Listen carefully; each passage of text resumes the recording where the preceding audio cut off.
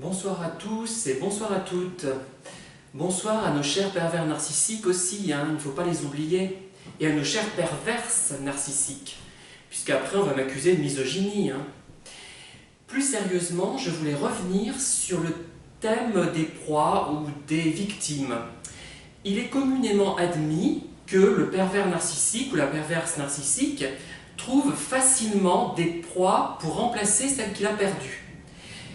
Alors, j'ai réfléchi à tout cela, et je ne suis peut-être pas vraiment d'accord avec cette affirmation. Bon, je me base sur mon cas personnel, sur ce que j'ai pu observer au cours de ma vie, depuis mon plus jeune âge jusqu'à mes 52 ans, et je dois dire que, au cours de toutes ces années, si on part du principe que la proie, la victime du pervers narcissique doit être une personne qui est riche intérieurement, qui est plutôt intelligente, plutôt cultivée, plutôt sensible surtout, je crois que c'est sur ce point-là, plus une aptitude à se culpabiliser, je dois dire que j'ai rencontré peu de proies potentielles au cours de ma vie.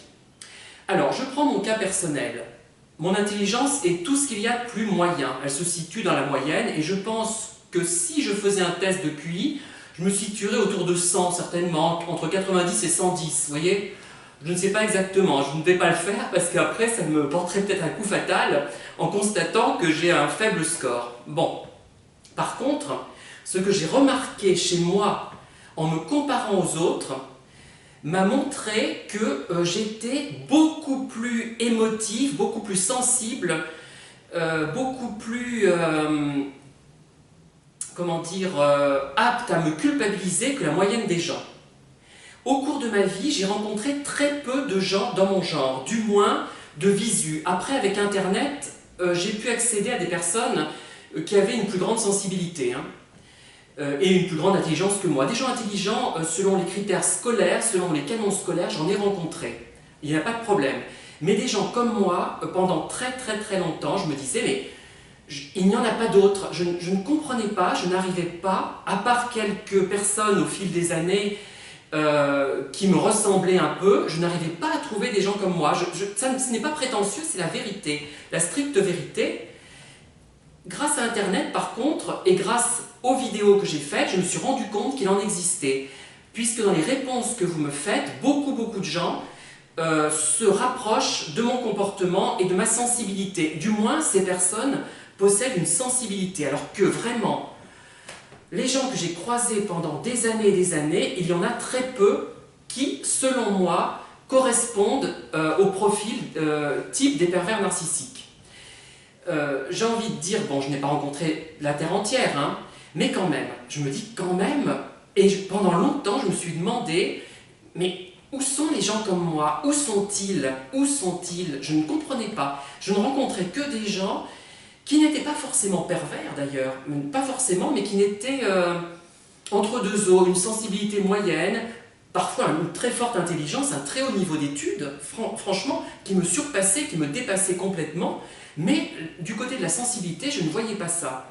Et récemment, quelque chose m'est revenu en tête. À un moment donné, j'étais un peu dépressif, perturbé quand j'avais 17-18 ans, même avant, entre 12... Depuis toujours, je suis un peu déprimé et angoissé. Et j'étais allé voir un acupuncteur, chez lequel je ne suis pas resté d'ailleurs, parce que ça m'avait perturbé la séance, je ne saurais pas dire pourquoi maintenant. Et il m'avait dit que j'étais un hypersensible. Ça me frappe maintenant. Sur le moment, je me suis dit, mais qu'est-ce qu'il me raconte? Ça veut dire quoi? Je ne comprenais pas ce qu'il voulait me dire. Et je crois que c'était peut-être vrai. Et peut-être que c'est vrai. Parce que, après, quand j'ai vu les différents aspects de la chose, je me suis dit, je suis peut-être dans cette catégorie. Puisque l'intelligence, non vraiment, j'ai un raisonnement même un peu faible par moment, au niveau de la logique notamment. Bon, j'arrive à raisonner sur le plan littéraire, mais pas sur le plan logique, c'est une vraie catastrophe. Voilà. Et j'ai peu d'idées, je suis quelqu'un qui a très peu d'idées, sauf pour mes livres, mais mes idées pour mes livres me sont malencontreuses et se retournent contre moi. Je suis profondément, je me sens, et ça ne le prenez pas pour un caliméro, je me sens profondément incompris par rapport à ce que j'écris. Et ça ne vient même pas du manque de qualité, qui est patent, qui existe aussi, j'ai des carences à ce niveau-là, Mais à qualité égale, je ne suis pas compris dans ce que j'écris. Je le redis, je ne suis pas compris dans ce que j'écris. C'est terrible. Enfin, pour moi, c'est bien plus terrible que ce que j'ai subi avec les pervers, hein, je vous le dis. Mais bon, c'est pas le sujet. Et donc, je me dis que ces pervers, ils n'ont pas beaucoup de proies potentielles. Ce n'est pas vrai. On remarque d'ailleurs qu'ils restent très longtemps avec une épouse ou un époux. Pourquoi? Parce qu'ils savent qu'ils n'en trouveront pas beaucoup d'autres. Donc ils ont leur proie principale, leur victime principale, leur mari ou leur femme, et des proies secondaires qui n'ont peut-être pas besoin de choisir particulièrement sensibles. Il faut simplement qu'elles aient une certaine sensibilité et une aptitude à se culpabiliser et un minimum de richesse intérieure. Voilà. Mais vraiment, je le dis et le redis, je suis persuadé que les pervers narcissiques ont du mal à trouver des proies, des victimes qui les nourrissent suffisamment. La preuve en est avec les personnes dont je vous ai parlé au cours des vidéos, qui en fait n'ont pas trouvé énormément de proies. Il y en avait même un qui en trouvait si peu et qu'il était obligé de payer des gens, de payer des proies en fait. Voilà. Et c'était aussi par sadisme, hein, pour le côté domination, mais pas seulement. Il n'en trouvait pas suffisamment directement. Et ça a été très rare. Il m'avait même dit un jour que dans sa vie, il n'y avait eu que 2 personnes qu'il avait aimées, enfin 2 hommes qu'il avait vraiment aimés. Voilà. Et je pense qu'il était sincère. Hein, et il avait été perturbé à l'idée de les avoir perdus, de n'avoir pas su les retenir. Voilà.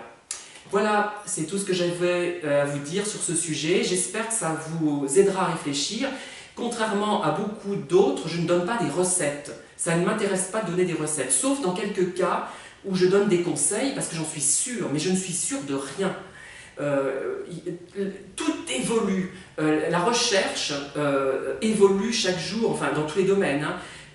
Je suis ainsi aujourd'hui, je serai légèrement différent demain, puisque j'aurai évolué. Voilà, bonne fin de journée, et à bientôt, ou bonsoir.